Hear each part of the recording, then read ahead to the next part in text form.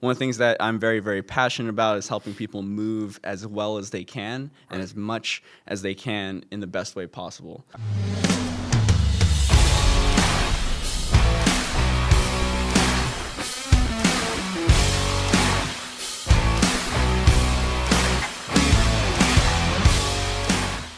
Hi, I'm Erik Weir. Thank you for joining me in another episode of Study Your Way to Success. And thank you for joining me today with my friend, Dr. Kaipo Sotelo. There you go. Thank you for having me, Erik. Kaipo, good having you. So usually I see you, he comes by my house like at 7:30 in the morning with like needles and stuff like that because I had a back surgery that went poorly. Yeah. And I was like limping really badly like 2 years ago. Mm-hmm. My shoes get worn on one side, and now I'm in a whole lot better shape. So what got you into that field?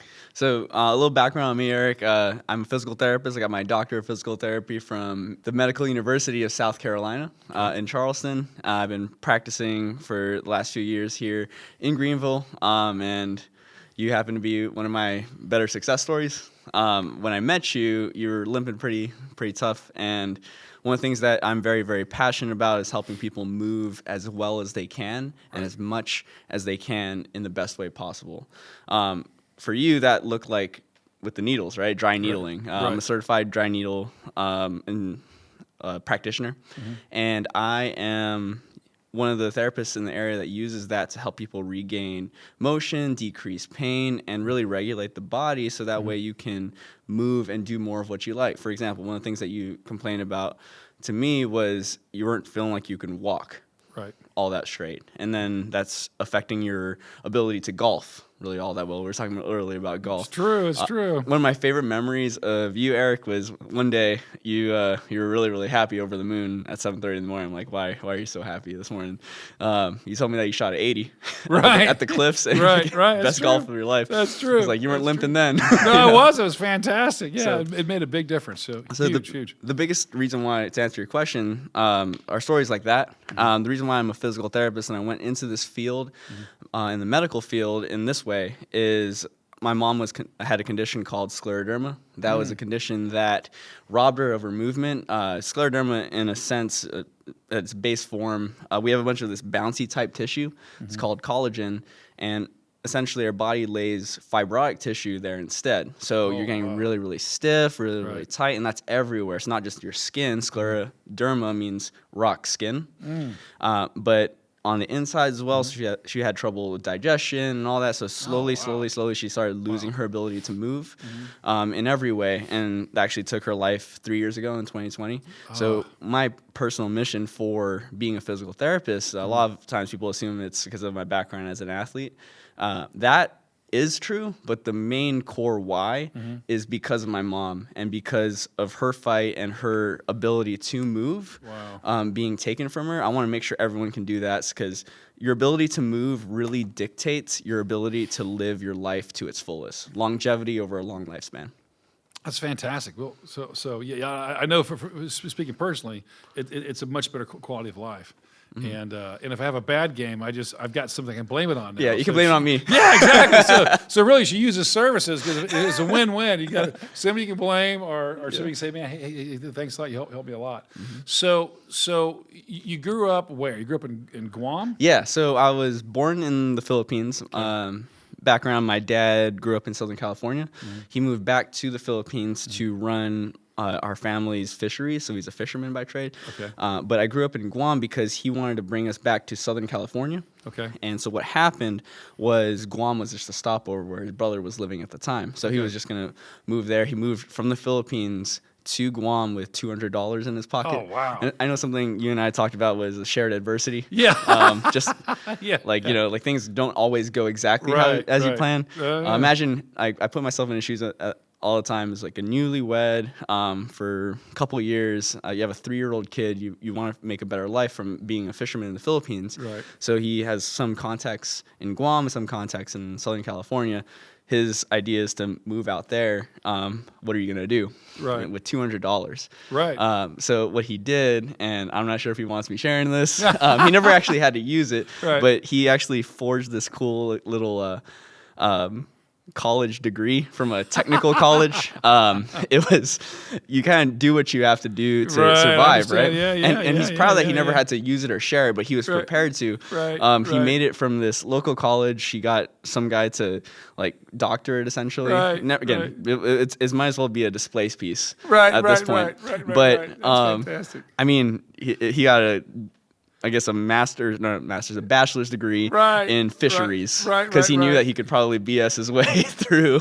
But, you know, like gave us a really great life in Guam, got into the radio game, then the advertising game, then became a big executive for a car dealership out there that was actually a corporate run thing for distributorships for the region. So he got it out the dirt. We were on food stamps at one point, but that's where I grew up. So I remember growing up poor in Guam. And to the point where my dad actually got to send us to a private school because the education system was just a little bit better there. So I got to see all that kind of growing up on the island of Guam. That's fantastic.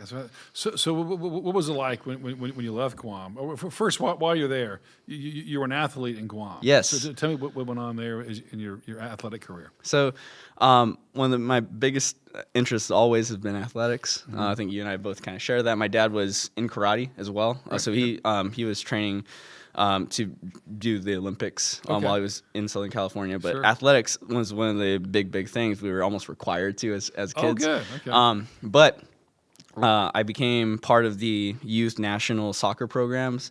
I would make it to the final teams, but I would never make the travel teams, which is really where I wanted to go. So I kind of switched over to basketball and I'm diving in really deep. To that, as a Filipino man, basketball is just like, that's the national sport. Everyone, they could worship Kobe Bryant, worship LeBron James, all that stuff. So I became that kind of stereotype, but you know, it's a Filipino guy. How many Filipinos can you see dunk a basketball?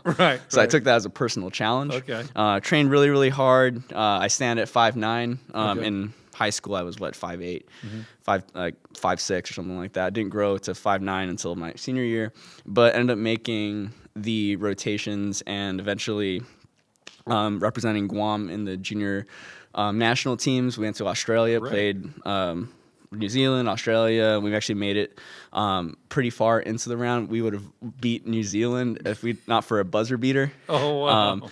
But really, as far as my athletic career goes, that was sort of the peak, being able to play. I almost got my first dunk in the game against New Zealand, against a guy named Jack Salt. He played D1 at Virginia. I think he's pro now in New Zealand. But it was one of those things where I went up for a layup. I didn't realize I was going to go up as high as I was to dunk the basketball. And I make the layup, but you hear the gravity kind of be sucked out of the room because everyone's anticipating something. And my buddy, when I get to the bench, he's like, "Why didn't you dunk that?" I'm like, "I didn't realize I was up that high." Oh, wow. It's crazy what adrenaline can do. So those are my little athletic little feats before Guam. That's fun. I remember conversations, like I've invested in a cold plunge. And I didn't want to go all in, so I've got the inflatable. I mean, I'm a big guy, so I'm an inflatable cold plunge. Just water shoots out the side, like a baby pool or something. But I just want to, I didn't want to, invest like $5,000 in one until I was going to do it. And now I like it. I've got a circulator. I'm probably going to get a larger one. But you told me that you guys would do hot cold. What would you? Yeah, exactly. It seemed like grueling because I'm glad when I'm out of it, but I'm not like, man, this is awesome. While you're doing it, right? So to play at that national level, we were doing 2-3 day practices. One of the things in recovery, actually, one of the reasons why. So 2 or 3 practices a day. Yes. Okay. Yeah. So your body, to a certain point, can't necessarily handle that. And so I became interested with how we recovered. One of the things that they would do is we'd have a really, really cold pool, like a not freezing, but very cold pool. And we'd do a 3-minute plunge there. And then we'd go straight into a dry sauna and then do back and forth. And let me tell you, that's some of the best feeling my muscles have been after any sort of workout. It was a very, very interesting approach. Learning that in Australia actually piqued my curiosity to the PT, athletics, and that kind of thing. Got me toward in that direction. The cold plunge that you have, I mean, I'm a big proponent for it, mainly because of its mental properties. If you're able to grit through that and get to where you start to feel good after the hard part, the first 5 minutes, right? They're the hardest things. But if you're able to push through that adversity, to get to the result of feeling less sore, Right. more mentally clear, Right. and actually moving into a point where the hard thing that you went through becomes the good thing that you went through. I think Right. that's the biggest benefit overall. Oh yeah, well, I know why they call it plunge. My first time I was trying to slowly lower myself into it. You just got to just go for it. Yeah, You you got to. it's a plunge. You're in. You're in. So as you know, we're having a contest. It's really to encourage entrepreneurs in South Carolina. Called it the $30,000 startup. And you applied to that, Yep. and you're a finalist in the $30,000 Yeah, startup. very thankful So for that. congratulations. So you applied, but for what? I mean, would you invent something to tell everybody what you're up to? So first off, thanks for putting that together. Entrepreneurship is a pretty big piece of my heart. I'm on my way. You've had more successful, more experienced people on this podcast, and I'm on my way up there because I really want to be in that way, and the best way to do that is in entrepreneurship. So you doing things like that 30K Power Up Challenge is huge. I've had this idea for going on 8 years now. I was actually trying to develop it while I was a doctoral candidate at MUSC. But I was frustrated with the fact that we don't really have a great way to measure progress in the performance realm really well at all. They either get like the top of line equipment or like you get a stopwatch, you know? Right. There was nothing that gave you that same feel of training really, really intentionally and training really, really smartly and knowing if you're getting better, but at the level in which you're not breaking the bank, but you're also not getting like your makeshift equipment. So Method Performance Labs is the company that we started with my partner, Ben Saraceno. The goal is to bring the NFL Combine, NBA Combine, that kind of stuff to your home court, to your backyard. Okay. So, for example, one of the things that I talked about earlier is being able to jump, right? So one of the things that I would do to know if I was jumping any higher is I would put a sticky note on my hand. Okay. Right? And then I would try and just like stick it on the backboard. Right. Which works great when the sticky note sticks. Right. But it doesn't always stick. It's dusty, whatever. Yes, up there. exactly. Right. Then right. it doesn't stick and it doesn't work out. So I was like, all right, my high school, like I proposed that we get one of the Vertex, right? These like big, tall Vertex. They're the things that you see in the NFL, people jump and hit. Right. They came back quickly saying it's $1,000 just to get it, and then to ship it out to Guam's another $1,000 because it's so heavy. So it was like, oh well, that's not gonna happen. Right, so right. I've held on to that thought, but as a PT, it was like, okay, like what if I use my skills, figuring out what's convenient and figuring out how to bring this kind of equipment into the hands of high school me, and actually PT me as well, because I want to see if my athletes can jump high if they're recovering from rehab and all. So in short, Method Performance Labs creates these different equipment pieces to be able to measure things like vert, things like power, things like speed, but you can use them to train yourself to know, okay, I'm jumping higher, I'm getting stronger. I'm not having to guess whether I'm getting faster. When waiting for someone to time me, I'm going to have a self-timer for me to run back and forth and be able to time myself without anyone's help. So that way I could train on my own. If I'm working really hard, I can test my vertical, right, in 3 weeks to see if my training is working. I could test it again, and maybe actually know how high I'm jumping. And Right. the tools the thing I invented was this Vertec that you can essentially attach onto a backboard, attach onto a soccer post that you can be able to train on your own. Really, really easy to use. I'm really proud of it. We've begun the patent process for that, and we're really excited to hopefully expand that and manufacture it and bring it out to the world. Man, that's exciting. That's exciting. Wow. So I said earlier in the show, I've been a martial artist for 50 years, and I stretch every day, and ended up surprising myself because I do different kinds of stretch. Some of you showed me, but I haven't done like a split in a long time. But, I mean, I do things that would represent that or stretch the same muscles, but I hadn't done one because of the pressure I don't want to put on my knees. Sure. And the other day I was in Montana, and I'm tight, so I just wonder if I could do a split. Boom! I still did a split. So I was like, kidding. so it was fantastic. So stretching is important, and the one you showed me with the hips is great. How important is flexibility as you age? So your ability to move and your flexibility and your strength all play in the factor of how much you're going to get out of life, right? We all know those people. We have those pictures of people in our heads of people that have lived a long life, but it kind of goes like this from top slowly down to the ground, right? You want to be maintaining a high level of activity and a high level of function. So as far as the importance of flexibility and your ability to move, you know, like if you're able to get in the splits, that's great. So that means if you lose your footing and you need to take an awkward step, you're probably not going to strain your groin because you're able to move into that way. That ability is going to allow you to do so much more with your life if you maintain it. But it's up to you. It's not really it's every day. It's perishable for sure. Oh, for sure. So I had Tom Shannon earlier, and he talked about moving your body. He was a former Navy SEAL and taught buds, and he said if you do push-ups every day, sit-ups every day, and squats, that kind of moves all the major groups and keeps your body going.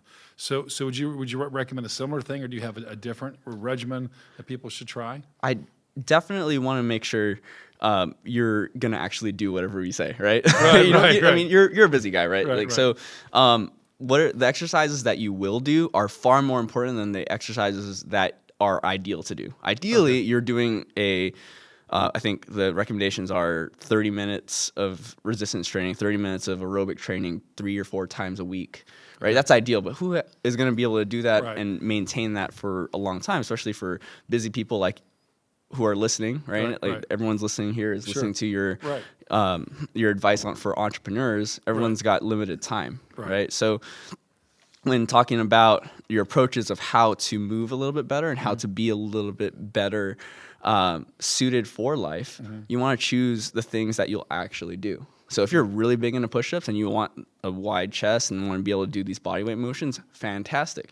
But really choosing the things that will be most pertinent to your life. For example, we do a lot of rotational things, me and you, because you like to golf, right? You want to be able to rotate. If you can't rotate, your backswing's all messed up. And then you can't rotate all the way through, you're not going to generate any power, so you're not going to be having much fun golfing, right? So I would choose those things that seem the most closely resembling the things that you want to do in life. Squats are a great example. I love squats, mainly because I want to be able to stand up and sit down without using my hands or get up off the toilet. I don't want to ask for help getting off the toilet for the rest of my life. Those are all things that squats look like. So you want to choose those exercises and be able to be strong and be flexible into those movements so that way you can get the most out of life. Gotcha. Oh, that's fantastic. Yeah. So in our show, the City Way to Success, we always talk about there's no success without a setback. Sure. Is there a setback that you're comfortable sharing that you experienced, and then how did you learn from it?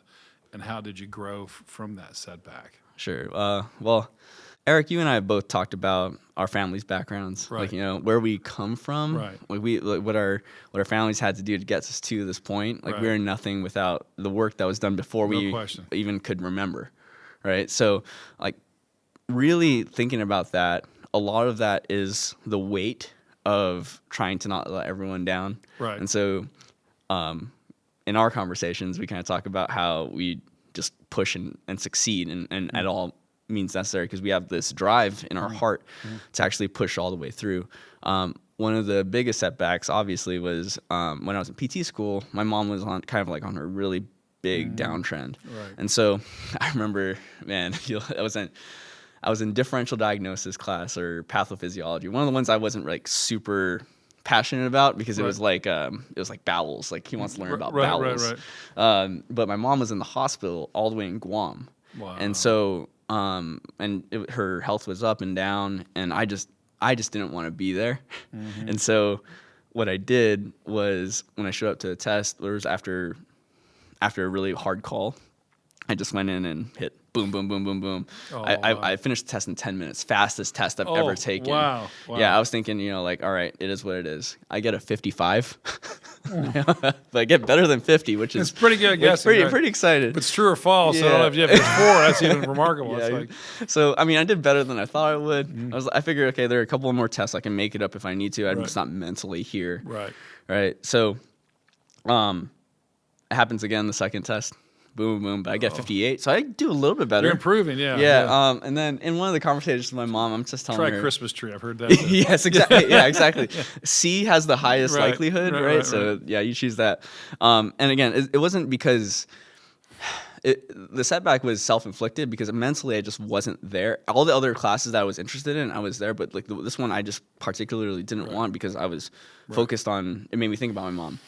So, we get to the third test, and I talk to my mom, and she goes, "Son, one of the biggest things that I want to share with you, and I want you to remember, is just to do your best. If you're not doing your best, you're selling yourself short. I will always be proud of you if you do your best. Just do." She didn't care if I passed necessarily, because I was telling her like, "Hey, I might fail," and she's like not panicking. She's like, "Just do your best, and I will be proud of you." And so, all right. So, lady who is not able to get up on her own to go use the restroom, is telling me to do that. I'm gonna do that. So I go and do my best on this third test. Right? I get an 82. That's okay. That's pretty good. Right. But when you shoot yourself in the foot with a 55 and a 58, the first, it's hard. You put yourself in a position where you have to get a 90, an A, on this last one. Yeah, just to make it, right? Yep. Yeah. And so this is kind of funny as far as setback. I had a crush on my now wife, but we were only friends, and I was trying to get like a clear mind, man. And I'll date you if you get a 90, right? Yeah, well, and that was the whole thing. I was like, man, I need to figure out like if I don't pass, then I want to make sure I tell her how I feel. So I tell her how I feel one night, like 1 a.m. in Charleston, and then she lets me down so easy. So she's like, "Oh man, I'm just not in that spot, man." So like I get basically rejected. Right. I have to. I'm in a hole in this way. I'm not sure if I'm going to continue PT school, all that. But again, just remembering my mom's words of just doing your best, and that is success.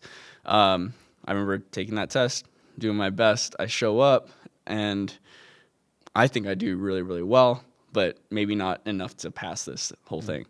But I show up at my professor's office a couple hours later, and he says, "Well, congratulations, Kaipo. You got exactly what you needed. You got a 90, exactly a 90," which again is like unheard of, because I had a 55 and a 58 because I didn't really care all that much. Right.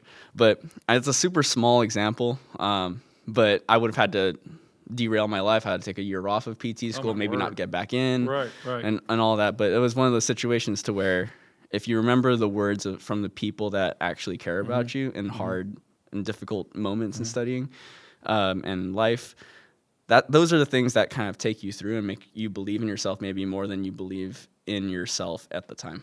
Wow, that's good. So, That's good. what about you? You've asked that to like all your No, 10, 15. Give me one. Give me one. So many setbacks. Yeah.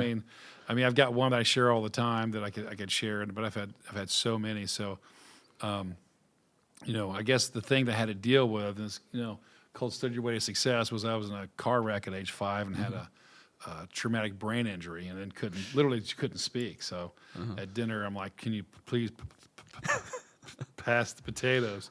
And it was just tough. And then my parents took me to a speech therapist, and this is 1972, and they're not very politically correct PC. at this time. Yeah.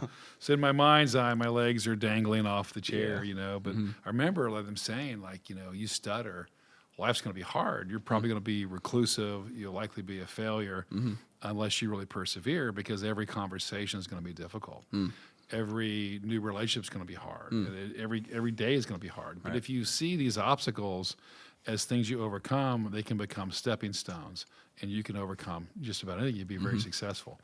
And my parents, to their credit, didn't leave and go, "What a quack, let's get another opinion." They're like, "She's right. Life's going to be hard. Yeah. Let's start today." And they set up a lemonade stand for me. And that day is 50 cents. And people would pull up, and I would point to how much is it, and I'd point to it. To get away from talking. I didn't want to talk. And they're always like, "Well, how much is it?" And I'm like, and I'm like, "It's 50 cents. And that painful. Was like magic for like, give me $1, I think. So I got tipped out, and I made $82 that day in $1972, which is almost $600 in today's money. Ooh. And my dad came home and goes, "What'd you do?" And I told him. He goes, "I'm not sure I made $82 today." So that was the encouragement, and kind of the same thing of your parents giving you that support. A lot of people don't have that, but there's other family members or but that was helpful for me. Other setbacks were when I got in the brokerage business. I went to training at a major firm, and they had a place in Princeton you train at. And I was, this is personable. You really know the material, but you should get speech therapy. And it was just so mortifying. Yeah. I'm like, I've been doing it my whole life. Yeah, seriously. And then I started, and there was a pool against me that I would fail. There was a betting. Really? Yeah, brokers loved to bet back then. So it was like there was a pool of like how long until I got fired. And I had a manager who was like a true barbarian, where he would fire the bottom 20%. It's cutthroat, man. Yeah, like the 20 once a month, right? And you're like, and I was like floating, like you getting the 90. I'm just above. And I would make 200, 300, 400 calls. You call somebody, here's Erik Weir, Maryland, can I invest? And they'd hang up on me, or they would like, stuttering stockbroker? Ned, is this you, right? So then that became a big setback for me, and I knew I was going to get fired, and I was getting laryngitis because just talking all the time. So I went door to door, and on Piedmont Road businesses, and went to everywhere. And when you knock on the door and open the door, and you're like, "Hi, I'm Erik. Come on in. You want some iced tea? Calm down. Let's talk. It's gonna be okay." And then the next thing you know, I opened 500 accounts in 2 years, and I was those are the top 5 in the nation for this firm of 10,000 people of reps for opening accounts. So it ended up becoming a blessing. So I think what the reason I do this is encourage people to make lemonade other lemons, right? Yeah, sure. We all have setbacks, we all have pains, we all have things we have to deal with, and how do you do that? And I think that's one of the biggest things. And I always say that success whispers and failure, scream seems like a bad word to use, but it really gets your attention. Setbacks do. So now when I talk to you, there are new things, and this is really impressive for me, so I'm going to brag on you a minute, but you were talking about a TED Talk, right? Yeah. And you're bringing them to Greenville. So how did that happen? That's a big deal, right? Sure. Yeah, so TED, as a big organization, they allow these smaller, independently run, really volunteer-run, smaller conferences called TEDx. So if you see TED versus TEDx, TEDx are independently run. You'll see them online just the same. They look exactly like a TED Talk. TED's just like the global brand. So I've had this big dream of bringing great ideas around, right? So in undergrad, I wanted to do a TEDx there. They said no because they're like, who is this kid? Right. All right, cool. That's fine. In grad school, I said, hey, do you want to do TEDx MUSC? Same thing. They said no. Like, who is this kid? All right. So I figured, okay, I might have a little bit more credibility now that I've been working a few years, and I really think that this could be awesome. And we see, especially here in Greenville, there were a couple TEDx little conferences. The last TEDx Greenville conference was in 2023. Okay. Or sorry, no, 2020. Now it is 2023, 3 years later, and we still haven't had that back. And I think it may have been due to COVID, and they just haven't really restarted it. I do know that there could be plans for TEDx Greenville to come back, but my friend Evan and I, my partner Evan and I, we saw that as an opportunity to be like, all right, let's put our names in again. Let's go ahead and do it. It's fully unknown. It's something that we're both very passionate about as young entrepreneurs. We're next up to bat. We're trying to figure out what we want to do to put our stake in the idea share that is happening in Greenville and the growth, right? So we apply, and we don't hear back for a couple months, and then we get this email from our account, and basically asking us a couple other questions, figuring out, okay, like we can't do the original name. The original name we wanted was TEDx Upstate, but they said that's way too broad. You can't take you can't take the entire upstate. Like, all right, that's fair. So we gave them 5 names that defined Greenville a little bit, between Swamp Rabbit Trail and Reedy River, Falls Park, Camperdown even, and Unity Park. And they actually chose Unity Park. And this was soon after a declaration from the mayor that really highlighted Unity Park on a national stage. So we're actually hoping in the next 6 months, likely in March, we're going to be hosting TEDx Unity Park. We got the license for that, and we are super excited to bring the idea of movement. My partner, he's in film. He's a award-winning producer in the documentary space. But he's in motion picture, and I'm a physical therapist. Movement, like we talked about earlier, is really, really important. Right. That's what we want to bring and talk about movement in the space of thought, the movement in the space of social change, and movement in the space of just movement in the body. Right. And being able to make that the TEDx theme and bring those ideas to Greenville, talking to entrepreneurs that are established, people on the come up, and people with just a passion for movement in different capacities. Oh, that's fantastic. That's fantastic. Well, great. Yeah. When I talk to people, I always wanted to ask you, do you have a routine? Do you have something that you do in the evening or morning to get the clarity, the goal plan, to make each day efficient? Do you have a process you go through? Oh man, I might have to ask you that same thing right after because Okay. I want to run. I want to hear what you do, man. Gosh, so every morning I have decided for the last 7 years or so, I want to make my morning piece my morning routine set the tone for what I want to in a day. Right. So that means something physical, something mental, something spiritual, and then setting my aspirations in front of me and my relationships in front of me and figuring out, okay, these are the things I want to do. Every morning when I wake up, if I don't have exercise as my first thing, I do what I call 50-50 read PM. So that's 50 push-ups, 50 sit-ups. Shout out to your Navy SEAL guy. 50 push-ups, 50 sit-ups.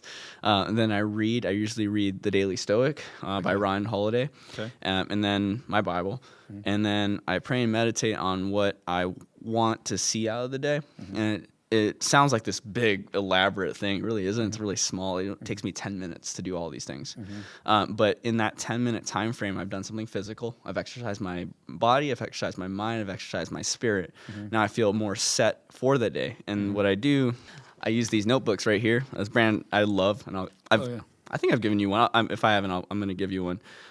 Field notes. Okay. These are little pocket notebooks that you can use to track throughout the day and give you an idea of what you do, what you need to do to make today a success. And before I used to write in these big notebooks, but I get so frustrated because, these are big thoughts and, I can never fill them up.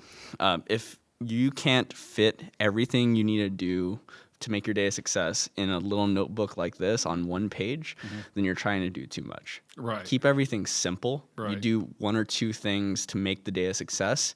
You compound that over the course of a lifetime. Oh, yeah. Like, minutes to hours to Huge. days, weeks. Yeah. Then you're able to see that change over a course of life. And then at the end of the day, I try to give something to someone every day.